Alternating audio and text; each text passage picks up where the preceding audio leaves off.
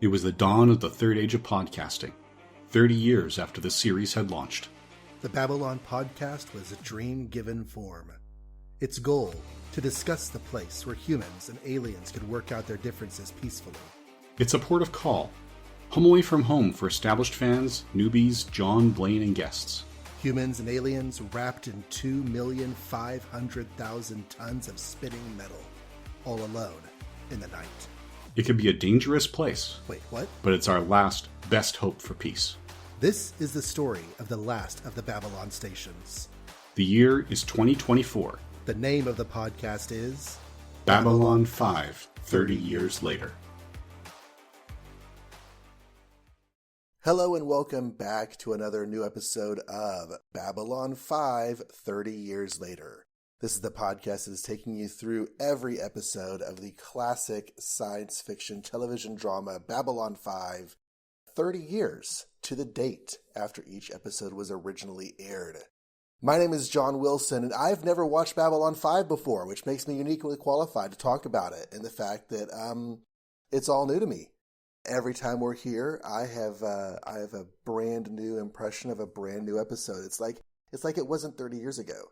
It's like it's all new now. But with me on this journey is a more, shall we say, seasoned veteran of the show, Mr. Blaine Dowler. Blaine, how are you today? I'm doing well. Quick, what's the third principle of sentient life? Drawl. That's not how she said it, but it would have been great. Whenever I said season, I specifically remembered the bit in The Next Generation where Troy called Riker season. He's like, oh, that's a terrible thing to say to a man. Anyways, of course, if you're new to the show, Blaine has seen Babylon 5 every episode at least, I don't know, pi times. Maybe not. But you've been reading the script books. You've been doing lots of behind-the-scenes knowledge of the show in addition to watching it multiple times. And so, yeah, together, we are going through every episode of Babylon 5. And this particular week, we have the first explicit two-parter in the series. Not explicit as in there's, naked aliens, but just that this is labeled as a two-parter. And if I have my information correct, Blaine, there aren't that many episodes that are labeled as part 1, part 2, but really at some point it just becomes part N of X because it's just kind of an ongoing storyline. Yeah, there will be a time in the show where there is one logical sequence for all the episodes in the season. So it really is like this season, here's 22 parts of one story. Right. But yes, if I'm remembering correctly, there are only actually 2 stories that are explicitly titled Part 1, Part 2. Scrolling through episode titles, that appears to be correct. I see War Without End, and that's it. So, yeah, that's the only other one that I can think of as well. So that covers our bases then. This one was actually a network request because The Gathering had done very well on international VHS and Laserdisc sales. So they said, hey, can you give us a 2-parter that we can bundle as a movie and sell that again?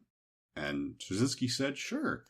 Still trying to figure out how it could be doing so well that they asked for more, and then they sold it, and yet the show has never been so profitable that Warner Brothers has sent him a royalty check. But this is the way it works. So A Voice in the Wilderness is our title for today, A Voice in the Wilderness Part 1, or Part I. And it was aired 30 years ago today, if you're hearing this new, July 27th, 1994. The writer was, of course, our usual J. Michael Straczynski. It was directed by Janet Greek. And I was trying to remember if she was new to our list or not. No, this is the 3rd episode we've seen directed by her, although it was the 4th that she directed, because she also directed the upcoming season finale, which was filmed 12th in sequence. This is broadcast as the 18th of the episode, but it was filmed as the 20th. And she actually directs both parts. Oh, that's right. Produced as 20 and 22. And she also did Sky Full of Stars and Signs and Portents. So she's actually been directing some of our keystone episodes. She does, yeah. Each season has a theme, and they find the episode that best encapsulates the theme, and they they name it that. So in season 1, it's Signs and Portents. Janet Greek will direct episodes in seasons 1, 2, and 5. And she directs those key theme episodes in all 3 of those seasons that she participates in, as well as the season 2 and 5 premieres. And she'll come back for our season 1 finale, Chrysalis, as well. So, yeah, I need to remember that name because she's one of our key players. She's not here a lot, but she's here for some big moments. All right, so looking at the episode, it's an interesting plot structure because a lot of times there's a plot and usually a B plot stemming out of the beginning. And that happens here too. There are 2 plots that both begin in the intro, but then there's a third plot that develops along the way. So what we have here in the opening is we have a Minbari man visiting the station. He arrives and kind of goes on his way. We also have a planetary survey shuttle that flies to the planet Epsilon 3, and that's the planet where Babylon 5 is parked in orbit. But they are shot at by some kind of energy column from the surface. And honestly, from the framing of the shot, I'm not sure that it was an intentional attack.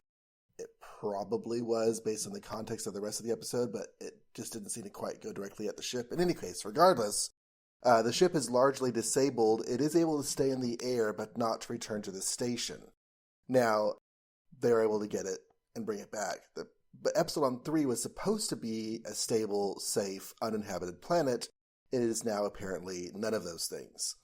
After some investigation, the energy burst appears to be a signal beacon of some sort. And so Dr. Tasaki, who is in charge of the survey, he gets some defense resources from the station, some accompanying ships, and he leads another research effort. Ivanova warns him and his team not to enter the atmosphere, but Tasaki insists. They've got to get some atmosphere samples. They've came all this way. And as they approach, multiple missiles rise from the surface toward them. Ivanova orders them back to base and reminds them she is always right. Now, they did get scans of the first 2 miles of the planet's surface depth, and in those 2 miles they found no signs of inhabitation. But the missiles, turns out, emerge from a fissure that reaches 5 miles down into the planet. So Commander Sinclair and Ivanova return to the planet in a shuttle, and they dive into that fissure, dodging attacks as they approach the entrance. Finding no signs of life on scanners, they suit up and explore the inside. They find a dead body and encounter a lethal laser trap, but they're able to get through with some clever testing of the recharge cycle and finding there's a 3-second gap. They then find a giant open column of space lined with these large glowing pods, some of which are moving up and down like lifts. Sinclair reports into the station, but while he's talking to Garibaldi, there's a bit of a quake that causes a collapse behind where they came in and cuts off their transmission. So having no choice but to go forward, Sinclair and Ivanova eventually see in the apparition of... Actually, you know, in my writing of these 3 plot lines, there's one tidbit that I mentioned in another plot line that I'm forgetting to mention here. In any case, throughout the course of the episode, there has been this apparition of this man asking for help. He's appeared to Sinclair once or twice. I believe he also appeared to Londo Mollari, and he appears down here in the station again. And so they continue to explore further into the cavern, and they find that same man enshrined on a wall, wired into some sort of technological system like the lady from Superman 3 at the end of the movie. He says, "Help me or all your people will die." So they free him and take him back to the shuttle and then head back to the station. So that's one plot line. It's probably the A plot, but not entirely sure. The definitely not A plot, because it's very minor, we only seen it a couple times, is all about our Minbari visitor. The Minbari visitor is named Drawl. He is an old mentor and friend to Ambassador Delenn, and we see him greet her warmly outside her quarters. He has left Minbar because he feels things are growing dark and dangerous back on the home world.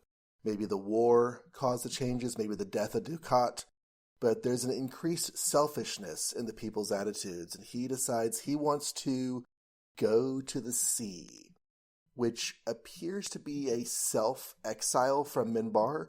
to the sea of stars. In other words, ending your life with an interstellar nomadic existence cut off from your people. Delenn is sad to hear this, but they decide to spend their last moments well, so she introduces Droll to Londo, who is in the middle of studying the deep cultural mysteries of human history, such as the inner meanings of the Hokey Pokey song. This Droll plot thread appears to end for now, but we can probably presume there will be more in part 2. Now, through the course of the episode, this other plot line emerges that may not be germane to this particular episode, but it definitely appears to be germane to the overall Babylon 5 plot structure. On the CNC, kind of early in the episode, Ivanova mentions to Sinclair that the daily briefing from Earth was lacking its usual report from the Mars colony. Sinclair then hears on the news that there's a communication blackout from Mars, and it turns out that the people of Mars are revolting against the Earth-appointed provisional government. The Mars colony, which has been settled over the last century by humans from Earth, now wants independence from Earth. So it's at this point in the episode and in my recap where I wrote down that Sinclair saw an apparition of a strange, non-human begging for help that disappeared after just a moment because it happened right after the news broadcast. But the next morning, Sinclair and Ivanova discuss the Mars news. Sinclair was born on Mars, but he no longer has family there. And Garibaldi is taking the news pretty hard. Because of the communications blackout, he can't get any communications through to a Ms. Lise Hampton. She was his last big love, whom he left when he came to Babylon 5. They had left things on a bad note, but he still loves her. And now that things are bad on Mars, he needs to make sure she's okay. He asks Talia Winters for assistance because she's a member of the Psi Corps, and the Psi Corps has a classified center on Mars that Garibaldi's not supposed to know about, but he does know about it. And she agrees to try to help him. There's a delightful scene of Londo cheering up Garibaldi that results in them deciding that maybe they probably shouldn't kiss. And Londo wanders off without paying for his drink, so Garibaldi has to. Talia tries to use her Psi Corps connections, but she has no success getting Garibaldi's communication requests through.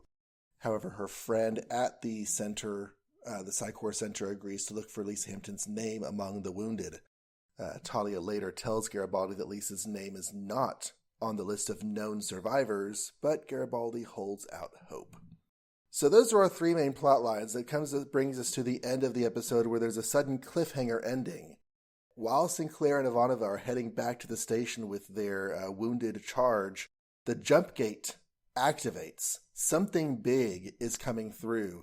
Garibaldi's alarmed by what he sees on the monitors, and his face is the final freeze shot of the episode. So we're left wondering, is Sinclair's mercy mission bringing about unexpected consequences? Did the beacon, fired at the beginning of the episode, get a response? Or maybe has the Martian violence somehow extended to the station? And just what is the deeper meaning of the Hokey Pokey? Find out next week on Babylon 5. Yes, we will get answers to most of those questions. So, what are you thinking on this one?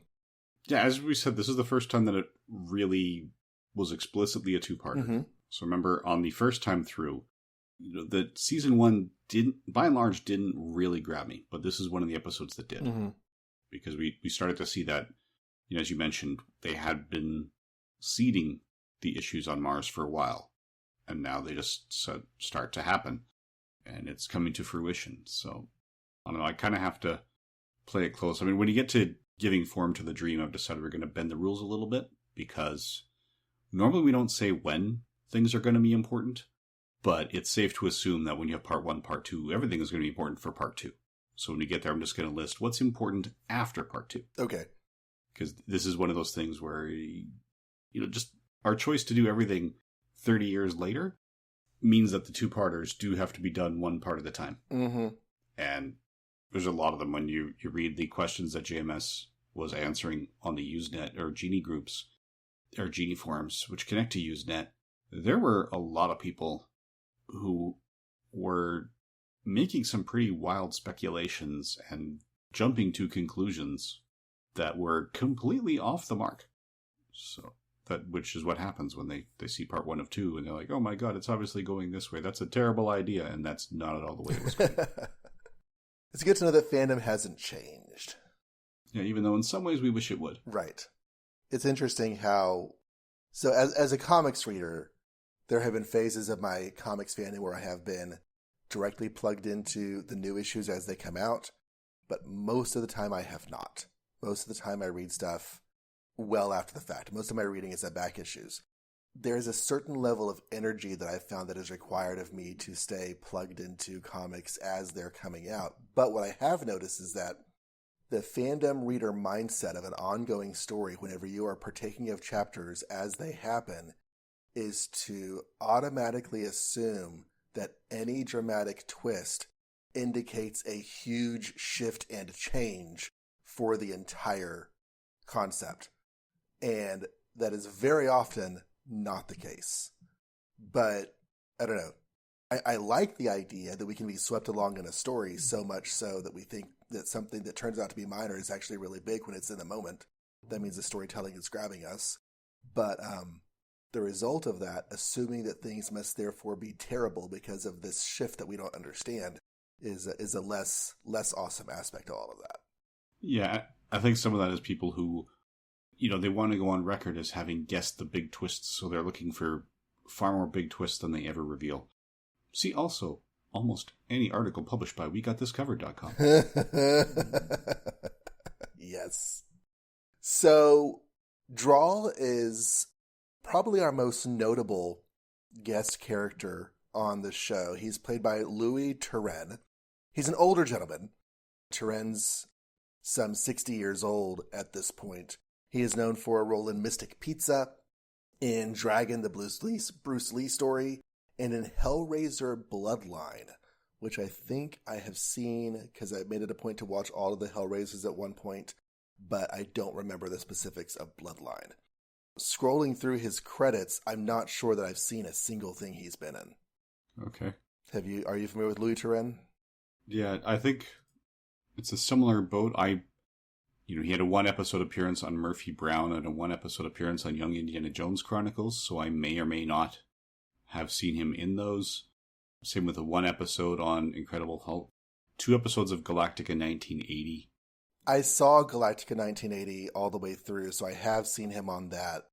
I have not seen season 3 of The Incredible Hulk, but he was not anything particularly memorable from 1980. Of course, Galactica 1980 as a whole isn't particularly memorable, but he did play the same character in 2 episodes in a row on that show. Yeah, Colonel Werner. It says, and yeah, Incredible Hulk. I may or may not have seen it.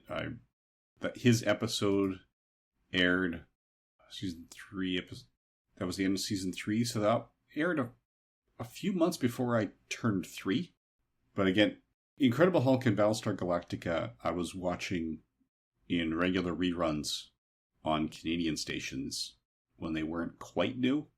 So, because I remember watching the original Battlestar Galactica, even though it was canceled when I was 1. So I'm pretty sure I was watching reruns.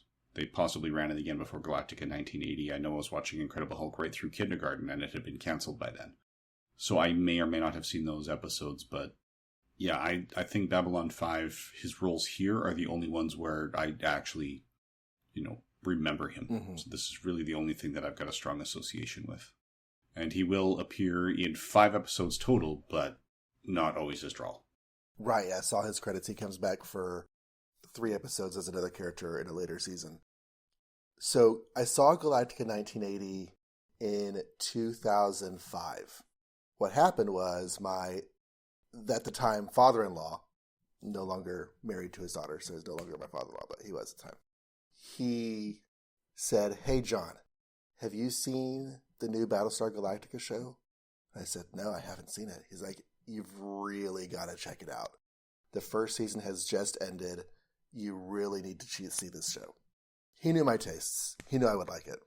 However, being the kind of man that I am, I went home and did not watch Battlestar Galactica 2005. I watched Battlestar Galactica 1978 or 9 or whatever it was, and watched the original series all the way through, Then I watched Galactica 1980 all the way through, and then proceeded to watch Battlestar Galactica, the miniseries, and the first season. I'm actually thinking this is 2006, the first season ended. But in any case, I am the kind of person who, if you say this is a really good franchise, I will say, great. I will start at the very beginning and let you know when I'm caught up. Which made it difficult whenever one friend said I should try reading some Green Lantern comic, because he was really enjoying the emotional spectrum that Jeff Johns was doing, and I went to All American Comics 16. So, never quite got there. But that's okay. That's enough maybe about that actor. We also have Dr. Tasaki, who's played by Jim Ishida. He is listed as being known for Back to the Future Part 2, where he played Fujitsu. So is that the guy that fires Marty McFly's Marty McFly? Fujitsu-san? I think so. I can't recall who else he would have been. Okay. In that one. He's also in Predator 2, Strange Days, and Armageddon. I've seen Predator 2, but not recently enough to know what reporter he was randomly playing. I don't think I've seen Armageddon. I did not see Strange Days. Okay, yeah. I might have seen him in the Rockford Files, because again, that was in regular rotation as a child, but I haven't. My dedicated rewatch, it got very slow, and I'm not up to season 3 yet. But he was in an episode of that, an episode of Hawaii Five-0, an episode of the 1977 Hardy Boys Nancy Drew Mysteries. I don't recall his episode, but I've definitely seen him in Scarecrow and Mrs. King, because I've watched that one all the way through. I might have seen him in the 1984 new Mike Hammer, because I used to watch that. He was in Jake and the Fat Man, season 3, episode 6, which I bring up because Straczynski also worked for that show, although he did not write that particular episode. But yeah, I suspect that, again, those are the big ones. 3 episodes of Bold and the Beautiful, 2 episodes of Baywatch. Yeah, he had a role in Showgirls. Yeah, so I've seen Armageddon once. As a physics major, it drove me up the wall pretty much start to finish. Not yet watched his episode of Murder, She Wrote. That was season 12. As a Japanese actor, most of his roles have been explicitly Japanese. Several of them have been Asian of other nationalities. I see Chinese character names and I believe Vietnamese character name with the Rockford Files. Yeah, that is definitely Vietnamese. That's that my father-in-law has the same name. So it's but a lot of the stuff I have not seen. Arrested Development I've seen all of, but I think he plays a lot of minor roles, and so there's the very little to remember him from. But Back to the Future Part 2, Fujitsu, that's got to be Marty's boss. So that's memorable for me. Of course, he's here as the survey leader, Dr. Tasaki. And I was just thinking through the course of this show, because there's also a reporter. I'm trying to remember. Yeah, Derek Mobotabwe, and the actor is Langdon Bensing. But that name Mobotabwe, I didn't look it up. Off the top of my head, it sounds like it might be like South African, maybe, or I don't know. But I just was thinking as I saw Dr. Tasaki and then the name Derek Mobotabwe, just like how this show tries to do a wide variety of ethnic and linguistic backgrounds of, characters, origins and names and all that sort of stuff. And it's a bit more than a lot of shows did at the time. It is, yeah. That is one thing that they were definitely going out of their way to do.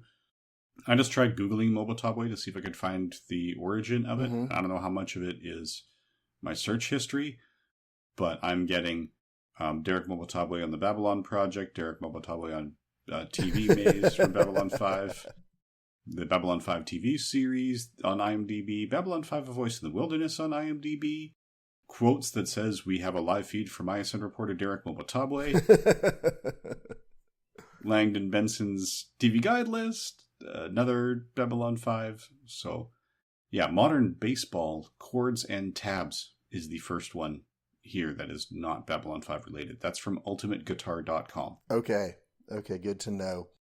A character who will probably play a larger role in the second half of the story, but he probably counts as our guest star, is Kurt Lowens, who is listed as playing Varn. I don't know what a Varn is, but I'm guessing he's probably the guy they rescue at the end.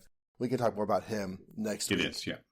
There's a one-scene shot from Kat Cressida. I don't know if she's our fourth guest star or whatever, but I don't know what her performance level was at the time to be considered a guest star or not, but she goes on to have a lot of voice acting over the decades.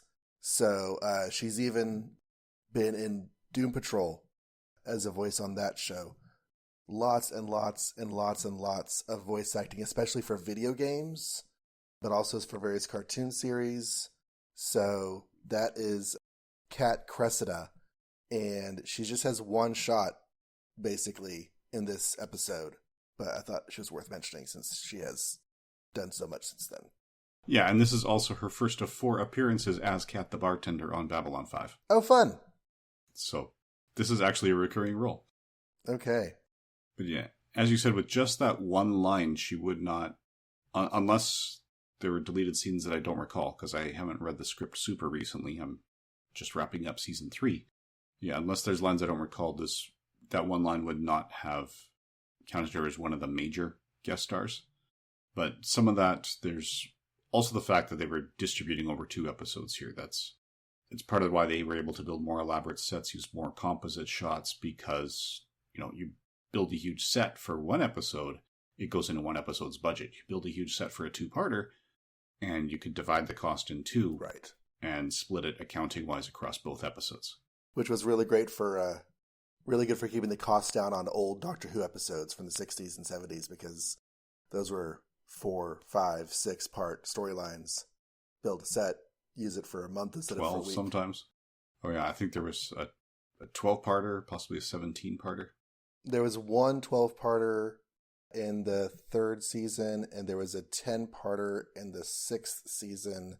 There was one season way later down the road that was basically all one story. It was kind of 4 4-parters that were linked together as like a 16-part story. I have not seen that one, but I did see.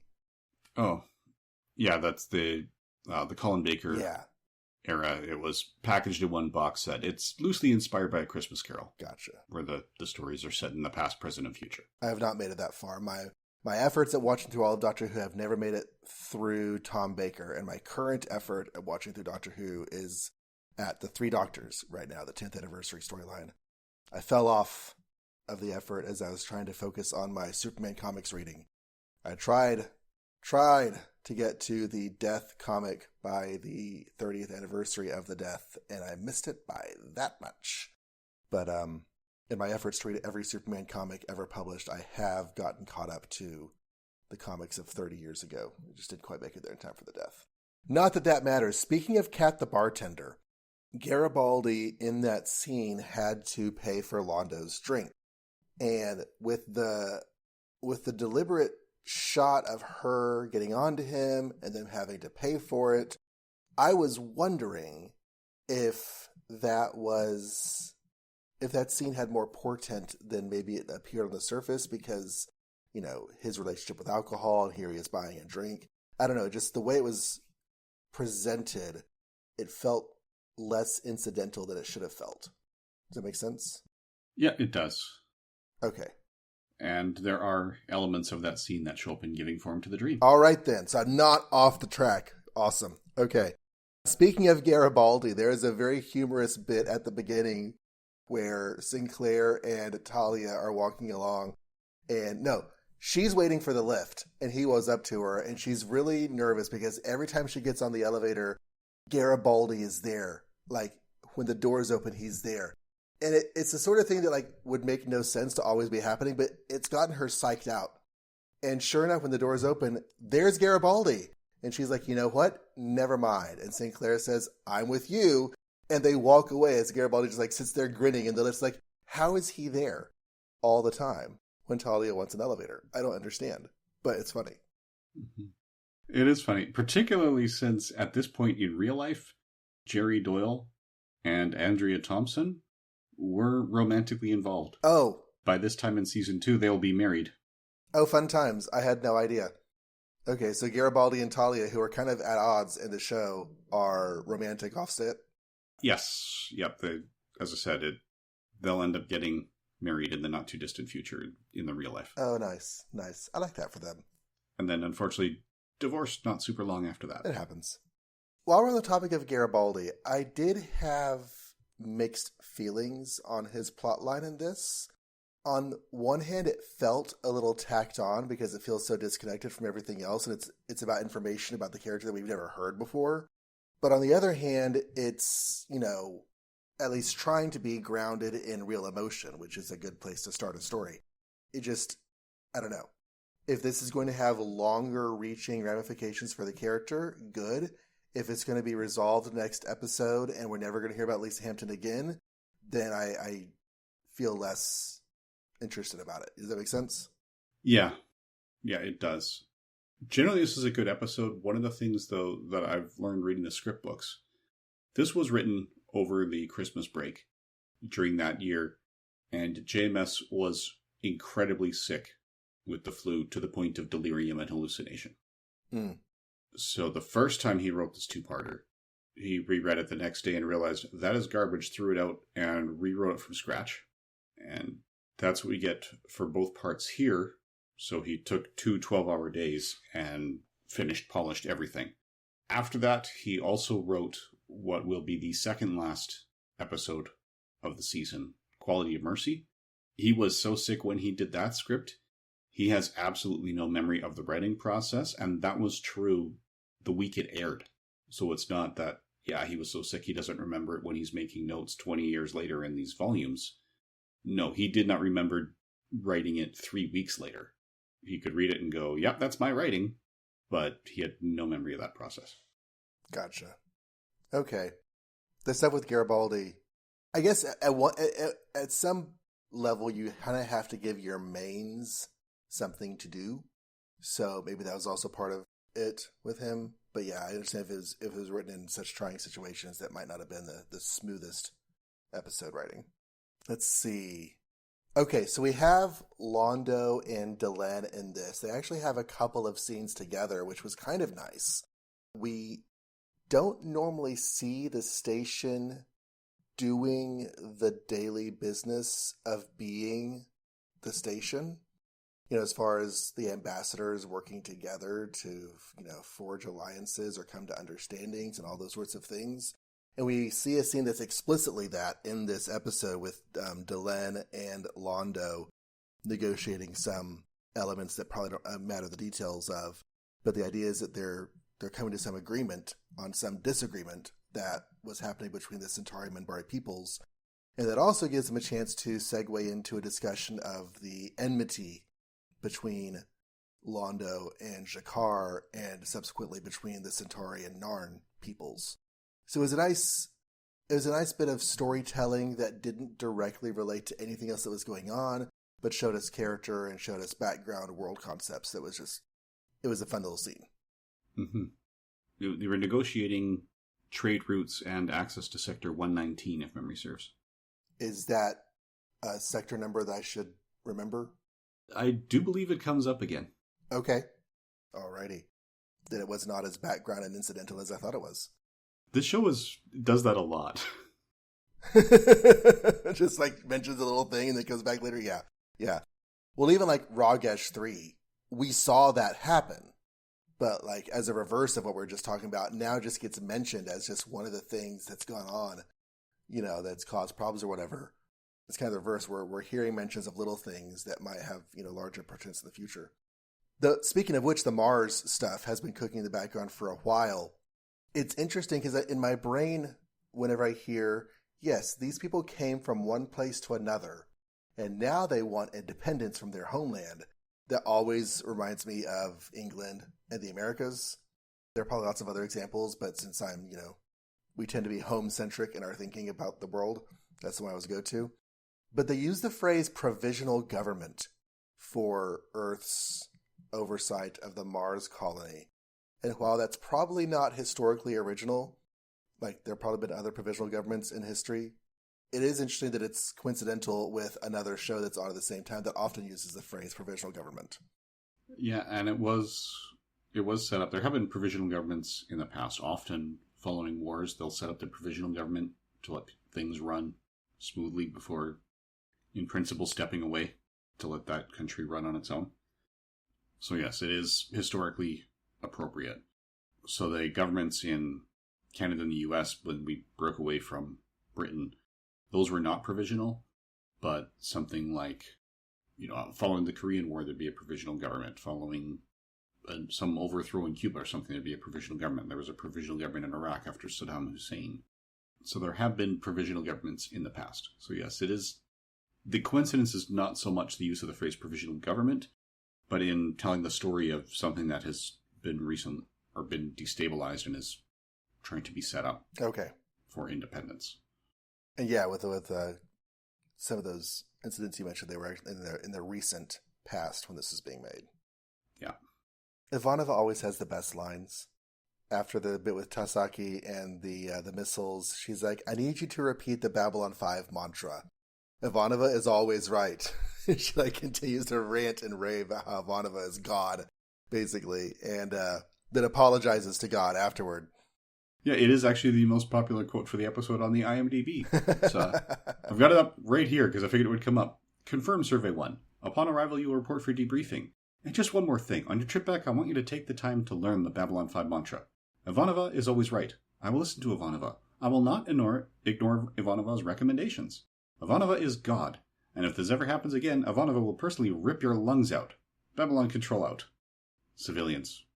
And then looking up, just kidding about the God part. No offense. Yeah, because she is at least somewhat religious person. Minor nitpick, one of the missile shots, at least one of them, I noticed one of them was used twice in the episode. Doubling up on effects shots is probably not terribly uncommon, but I think it's more common with older shows than it is with newer shows. Of course, Battlestar Galactica's original series reused effects shots all the flippin' time. But there's just one shot of the missiles coming up towards the ships that gets used before the break, and then again after the commercial break. Yeah, and that actually happens a little more often than we realize. It was more often, or more obvious when I was binge watching on the DVDs, but, you get those interstitials of watching ships around the station and stuff like that. For 25 interstitials that we see, they actually produced 5 or 6. Okay. And they were reusing some, which, as I said, it's way more obvious when you're watching them 3 hours apart than 3 months apart. Yeah, I didn't even think about the external shots of the station and stuff. Those are probably really easy to reuse from episode to episode. I imagine actually that the Star Treks did those external shots over and over and over again. Oh, the Starbase model they built for Wrath of Khan has been used 24 times or something now. Oh yeah. And upside down. Yeah, I've seen that. Yeah. So Londo and Garibaldi have a really great scene. I like their friendship. They seemed kind of hostile at the beginning, they, not quite as hostile as, say, Odo and Quark, but a similar dynamic. And the friendship between them has become more obvious and apparent as time has gone by. Londo tells a story about how he married this dancer. And do I remember correctly that Londo has multiple wives? Yes. It's a polyamorous society. Okay. So not just multiple wives, but like a little polycule. Okay. Yeah, he actually... Yeah, I don't think it's come up on screen yet, but it's not a super spoiler to say, at this point, he has 3 current wives. That's what I was picturing. I think we've seen a photo of them. That's right. Yeah, Born to the Purple, we did see the 3 wives, and they were famine, pestilence, and 3 of the 4 horsemen. Right. Explicitly excluding death. It was the other 3. That'd be war. Yes. Famine, pestilence, and war was how he introduced them in that photo. All right. Another great Ivanova line is when we're going to do something stupid, we like to catalog the full extent of our stupidity for future reference. And she's calling out all the problems with what they're doing and rescuing that guy. And he's like, we got to do this anyway. She's like, I know. It's just mentioning how dumb this is. Oh, whenever we're in that tall columnic, whatever the adjective of column is, cavern, and she says, Commander, I think I have to go to the bathroom. He says, me too. Was that like a substitute for holy or some other similar exclamation that might have been appropriate at that time? It may have been. I don't remember explicit comments on that in the script book, but yeah. Because that sounded like it's a reference to something else I might be saying, but I'm not going to say because it's network TV. But if so, I thought that was a very clever bit of substitution. Maybe less clever if we're asking what it's supposed to mean, but I liked it as a writing choice. Yeah, it did seem to be a case of skirting the censors. Yeah. And my last detailed note is what might be considered a plot hole. There's the cave-in that cuts off their access to the shuttle, so they have to continue further into the cavern. But once they rescue their guy, they're just back at the shuttle and able to go home. So it doesn't really get explained how they were able to get back there if they were cut off from getting back there. I mean, we can just say they found another way. It doesn't really matter. But they presented it. Yeah, so this was explicitly addressed in the Genie groups. The question was, why didn't you show how Ivanova and Sinclair found their way back to the shuttle when she said the original route was closed off? And the response JMS posted on July 28th, 94 was, Ivanova's line, we don't know if we could find our way back or not that it was closed off. So showing them wandering around to find another open tunnel seemed not dramatically interesting. You have to pick what's important and what's not, and what will work dramatically on screen. If she had said, there's no other way out, then you would have had to show it. She didn't. Okay. One can also argue that the aliens showed them which way to get out. Either way, all you've got is 1 hour to tell your story. You can't show everything. You have to let your audience assume some things. And I'm okay with that. The idea that they found another way, just that's fine. And like he said, the writing does not explicitly prohibit them from going back the way they came. It just means that they couldn't do it easily. It just sounds like, normally if you present a problem, you at least have a dropped line of saying how we got past the problem. Yeah, and I have to go through the script to find out if the scene of them finding a way out was never written or if it was just lost in editing, because they did rearrange some things. Mm-hmm. So the episode ending cliffhanger that we had here was originally written as the end of the opening teaser cliffhanger in the next one. But part 2 was running long, so they kind of compressed part 1 by mixing them up a little bit like that. Which they could do by union rules, because same director and same writer for both episodes. That wraps up all of my specific points for the episode. Did you have anything else about the plot or the storytelling that you wanted to bring up? Not at this point. I think a lot of that discussion is going to have to be saved for part 2. Okay. Well, before we leave our league in session, just general overall thoughts. This felt like a mainstream science fiction action drama in ways that Babylon 5 doesn't always feel, but not in bad ways necessarily. I don't know, there was just something about the energy level and the story structures. It's like nothing here necessarily felt like it was stemming out of Babylon 5 plots, except, of course, the big Martian stuff. But as far as, there's a planet, and it's attacking us. We've got to explore it, and there's creatures down there. I don't know, that just felt like sort of tropey sci-fi story choices in a good way. And I liked the episode. It just felt a little atypical, maybe, of why I've liked other Babylon 5 episodes. I liked this one for different reasons. Yeah, it's definitely expanding the definition of a Babylon 5 episode in ways that others hadn't before. And yeah, we're not going to get as tropey again that I recall, but we are going to get more action. Okay. We talked about how in The Gathering they broke the record for how many spacecraft were on screen at once. Mm-hmm. And then Babylon 5 will break that record again multiple times before the series is done. Gotcha. Space fights are fun. Well, that brings us to our next section, which is the last best hope. This is where we choose a standout character or character moment in the episode. Anything that really stayed with you as you left. So, Blaine, what is your last hope? What is your last best hope for Voice of the Wilderness Part 1? Oh, I was going back and forth between two things so many times. So had we recorded this 5 minutes earlier or 5 minutes later, I might have made another choice. I am going to come down on the conversation between Garibaldi and Londo, when Londo was cheering Garibaldi up. But that is just barely edging out Ivanova's Babylon 5 mantra. Okay, you're reading my mind, because those two things are also what stick out in my mind as well. Londo comes away from that scene saying, it's my job to go around and cheer everybody up, so I'm off to go cheer up some more people, which is not necessarily a role I had pegged for Londo.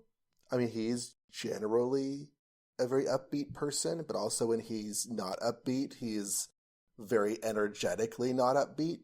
So, I don't know. He's definitely full of energy, whatever energy that is. But I did really like his attempts to cheer up Garibaldi, not only his methods, but how he was successful. And then them talking about maybe they should kiss or not kiss at the end was also very smiley for me. So I agree with you on that. And of course, Ivanova is probably just always going to be the best part of the episode. That seems to be her role. But yeah. Okay, so one of my favorite parts of every episode is where we don't spoil ahead. But in this segment called Giving Form to the Dream, we like to stick a pin in elements of the episode that we should keep in mind for the future. And you said you might bend the rules here. And I don't know if your thoughts are on this line or not, but elements of this episode that are not going to be resolved immediately next week, but might have longer reaching things that we need to remember. Is that how you approach this, or what did you do? Yeah, because it's not unusual for everything in a part 1 to matter in part 2. Mm-hmm. But you can find plenty of, say, sitcoms, for example, where part 1 really matters for part 2, but if you miss those 2, you'd never know you missed anything because it doesn't matter beyond the second part. Right. So the ones I'm going to highlight here are the ones that will still be relevant after part 2 is done. Good. My thoughts exactly. So, the Mars uprising, Mm-hmm. that's not going to be resolved in a week. Okay, I was wondering about that a little bit because it felt like the Mars uprising was not directly relevant to the story at hand, but since it kind of grew through the course of this episode, I didn't know if maybe it was one of those plot lines that was going to like dovetail in part 2 and become important again. Yeah, I just wasn't sure. So the Mars uprising, is going to be affecting us for a while. Yep. The fate of Lee's Hampton. I'm not going to say what that is at this point because we don't know yet, but the fate of Lee's Hampton will still be relevant after part 2. It's nice to know that because that was the one element of the story I wasn't entirely sure it felt like it fit. So knowing that is a larger story concept makes that feel better for me. This is not the last time we'll hear about Londo's first wife. Okay. And yeah, what's happening with the planet and the machinery they discovered, everything to do with that planet will continue to be relevant after part 2.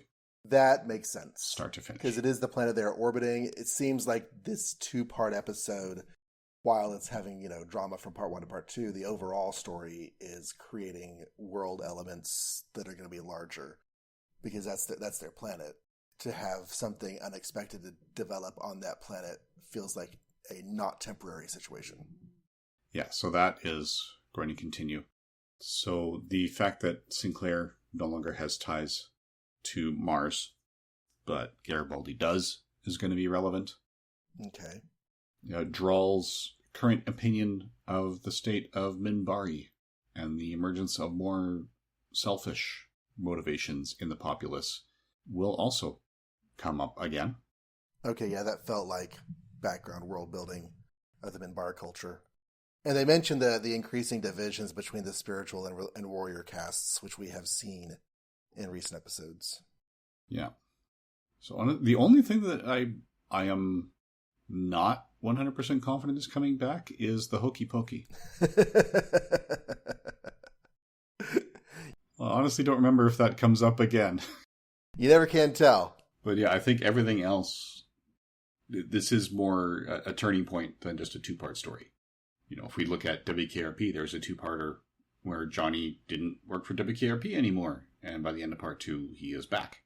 And then it didn't matter again, ever.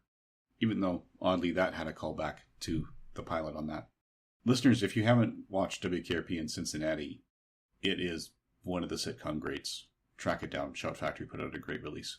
Yeah, I rewatched the first couple episodes a few months ago. There's also a podcast I think you recommended to me about WKRP. Yeah, hold my order, terrible dresser. Yes. Yes. Yeah, it's really good podcast and a really good series. So check those out. Yeah, WKRP, does it go back to the late 70s or did it start in the early 80s?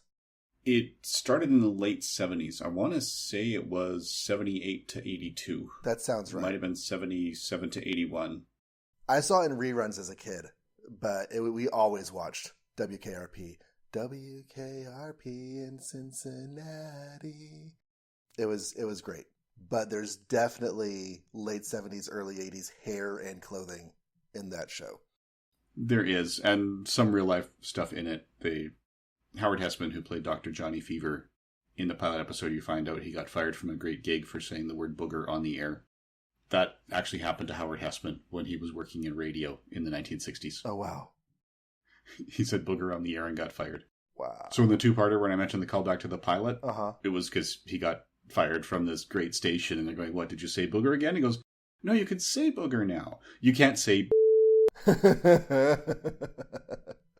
So, as we wrap up our coverage of the first half of A Voice in the Wilderness, it is nice to know that this two-parter is not just a two-parter to do cool dramatic stuff, but it is an opportunity to shift and change the story of Babylon 5 and add to the world and make new things happen. So that's good to know.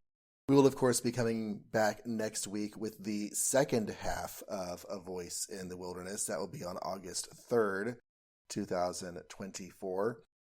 In the meantime, you, dear listener, should send us feedback. You should get in touch with us and let us know what you think about the episode, what you think about our thoughts on the episode. What are your thoughts on our thoughts on the episode? And Blaine, how can they do that? Well, they've got a few options. One of them is to email Babylon5 30 years later at gmail.com, where they can use letters or numerals for either the 5 or the 3. But don't try to use numerals for the Gmail part, because that's just not going to work. And you can also send comments to either of the websites where the show is hosted, the first of which is my podcasting website, johnreadscomics.com. There is no H in comments. And you can just find the show posting and leave a comment and listen to any of the other shows I have produced over the millennia. Similarly, you can also leave comments at bureau42.com. So that's where all of my podcasts are hosted. You can also leave a review on your podcatcher of choice. We monitor Apple Podcasts for reviews. If you would like to have your review from another podcatcher acknowledged and read on the air, just drop us a line through one of the other venues to let us know you left one. And finally, these episodes are posted on YouTube with simple visualizations, as well as in your regular audio feeds, and you can leave comments there. Until next time, please make sure that you, if you are going to get trapped in a 5-mile underground fissure, and if you are going to get wired into, this console, just make sure to have, the ability to send your mental apparitions out so that other people can come and rescue you. Otherwise, everybody will die, and that'll be bad. So, until next time, everyone, thank you very much for listening. And good eating to you.